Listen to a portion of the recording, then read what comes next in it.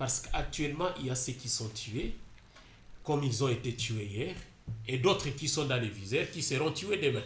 Je dis bien qu'ils seront tués demain parce qu'ils sont bien ciblés, bien identifiés. Et personne n'est épargné, hein? Oui, personne n'est épargné, madame.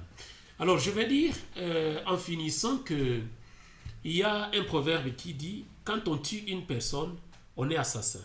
Quand on en tue plusieurs, on est conquérant. Et lorsqu'on les tue tous, on est alors seigneur. Et c'est là que nous sommes en train de tendre. On a tué une, on dit celui-là est assassin. On a tué plusieurs, ceux qui ont tué plusieurs sont aujourd'hui des conquérants, ont acquis même des postes, des responsabilités. Et lorsqu'ils en auront tué tous, ils seront des seigneurs. Les seigneurs des guerres. On en parle déjà. Hein? Oui, ils vont trôner sur nous, ils vont nous diriger. Et moi, je pense que si au moins nous sommes consciencieux de ce qui se passe, et si nous réfléchissons plus, nous pouvons voir l'itinéraire ou l'historique de ces faits. Je vous ai parlé de Lemera, je parlais de Makobola, et aujourd'hui nous parlons de Bukavu, on a parlé de Kisangani, on a parlé de Kinshasa, donc il y a des gens qui sont en train d'être tués, et cela se répète parce qu'il n'y a pas eu justice. Et lorsqu'on rétablit la justice, on s'est dit que les victimes doivent être rétablies dans leurs droits et les bourreaux doivent répondre de leurs actes, il y a au moins ceux qui retroussent les manches.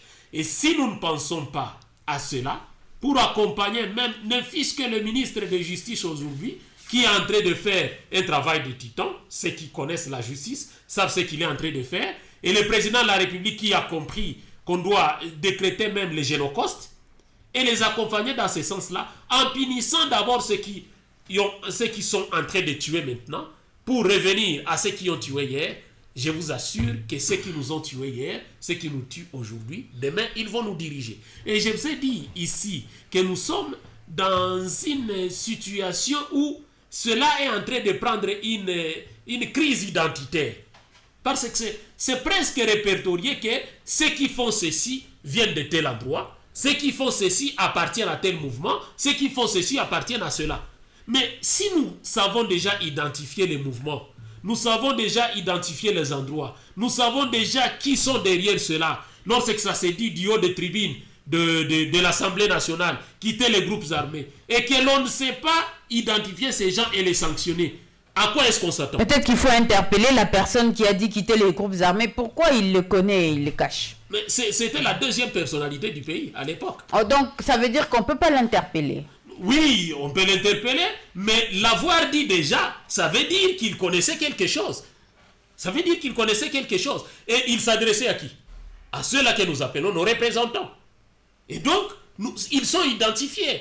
Normalement, si on allait dans les combats de Mukwege, dans les combats de Tshisekedi, dans les combats de 30 secondes, King Matunguru, telle et telle autre personne, et pris de sens de justice et de responsabilité, on allait bien réveiller cette histoire et d'abord commencer à punir ceux qui continuent à faire la même chose aujourd'hui, pour que demain, ils ne puissent pas trôner sur nous, que nous puissions chanter pour eux, alors qu'ils ont tué nos mamans, ils ont tué, ils ont massacré nos frères et sœurs, et que nous continuons à chanter pour eux. Vous connaissez, madame, le pays qui est le Congo, la République démocratique. Merci de chuter. Ce qu'il est aujourd'hui, c'est à cause, si nous pleurons aujourd'hui plus de 12 millions de Congolais tués, c'est à cause c'est là même l'origine de tout ça. Parce que vous connaissez que la guerre AFDEL a commencé au Sud Kivu, et jusqu'à ce qu'elle s'est étendue jusqu'à Kinshasa et a inversé le pouvoir. Aujourd'hui, il y a une autre qui a éclaté depuis 2022 au Nord Kivu, et vous comprenez qu'on est déjà à la porte de Kisangani, à la porte de la province de Chopo. Parce qu'aujourd'hui, il y a ceux qui n'attirent pas d'attention sur ça.